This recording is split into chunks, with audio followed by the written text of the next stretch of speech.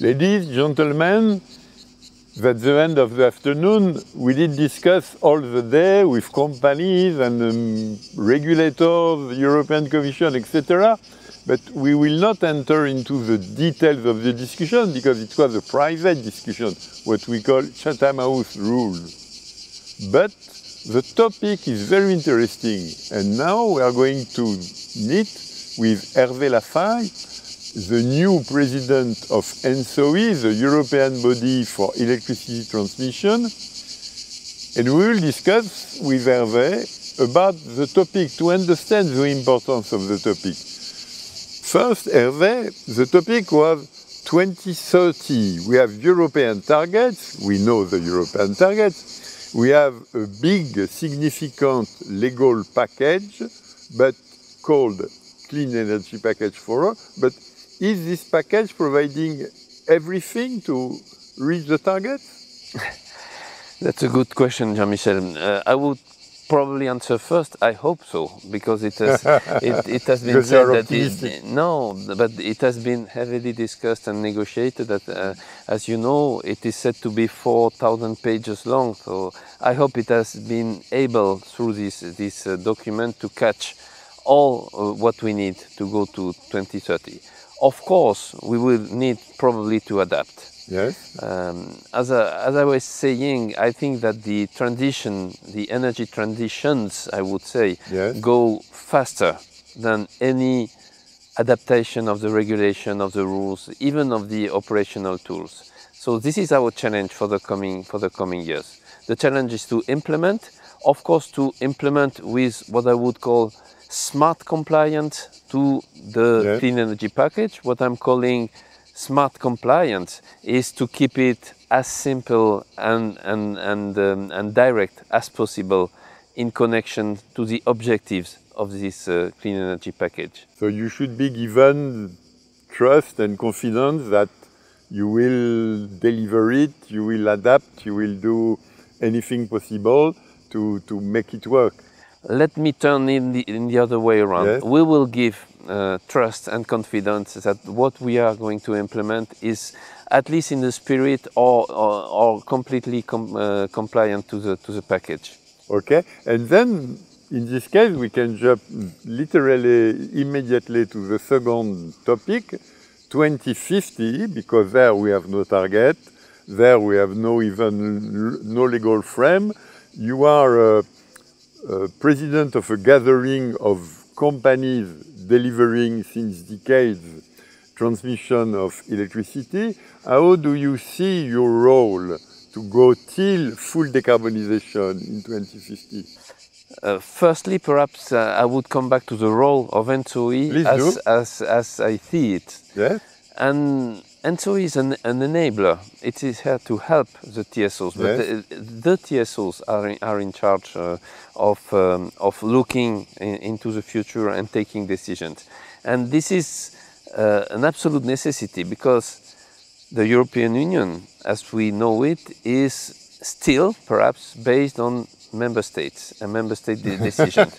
As you know, but we have this new concept of climate plans, etc., etc. So the member states commit themselves into more and more targets, and the TSOs, the national TSOs, have to adapt. So the role of ENTSO-E, but it's a role of interconnection, and this is our job: is to interconnect as far as possible these different realities in the different countries through our members. So could you, just for our audience, tell us again the same, which is what part should be played at European level, at the ENTSO-E level, and what part should be played at the national level by TSOs in each individual TSO?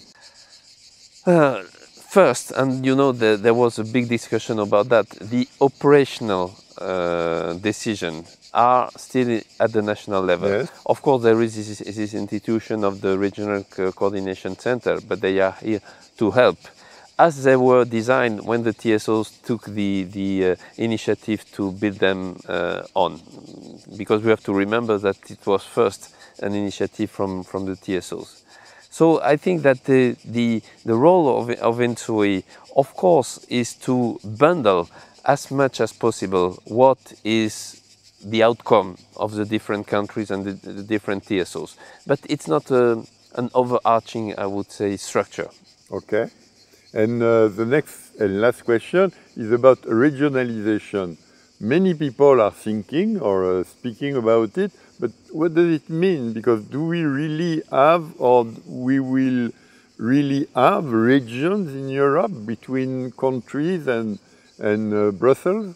We have regions. We have regions. These regions are connected. So we have, I would say, a dilemma always to split into regions which are connected. But for the sake of I would say, simplicity and also being able to deliver, sometimes it's better to have this regional approach. And as you know, sometimes one TSO can belong to several regions, so it is quite complicated. What we call for about the regions is that the region should not only gather the TSOs, but also the member states and the NRAs to find common goals and solutions, because we think it is a key point together that, for instance, the national climate plans are considered from the 3 points of view together. Yes, and regarding a buzzword or a keyword, decentralization, what does it mean? A power system is a system, so how could it be decentralized? Or I must say I don't like the word decentralization, because if you look into the past, we always had decentralization of the consumption. Yes. Always. So what is changing now is, yes, but what is changing now, and you see that we're talking about active consumption. What is changing now is the location of both in horizontal and in vertical dimension, the location of the generation. To me, it's not so important, because the location is important, because the grid has to geographical connect everything, either at the DSO or at the TSO level. But it's not, I would say, a concept so new that we have to tackle. So, if I may, I think that in the wording, there should be some clarification about what is tackled about decentralized. Do you mean a decentralized decision, what we have already, or a decentralized location? Ladies, gentlemen, you see that the transmission of electricity is still key to keep countries together, to make Europe work, to make decarbonization happen.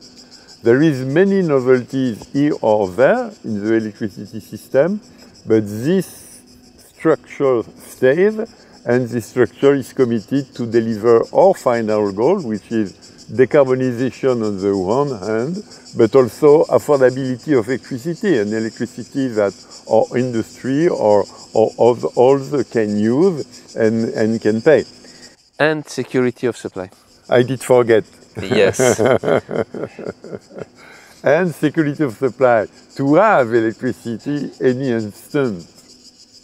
Ladies and gentlemen, I do thank you. Hervé, merci beaucoup. You're more than welcome. Thank you.